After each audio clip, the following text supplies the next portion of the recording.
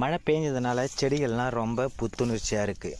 அதே சமயத்தில் பார்த்தீங்கன்னா 2வது களையும் நம்ம வெட்டி முடிச்சாச்சு மழை வரத்துக்கு முன்னாடி.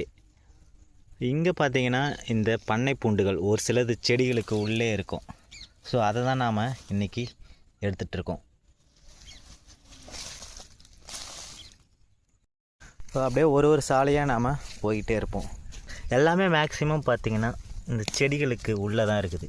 பிடுங்கும் போதும் பார்த்திங்கன்னா செடிகள் வந்துடுறதுக்கான சான்சஸ் இருக்குது. இதுதான் மணிலா காய்க்கிறது, இது காம்புன்னு சொல்லுவாங்க.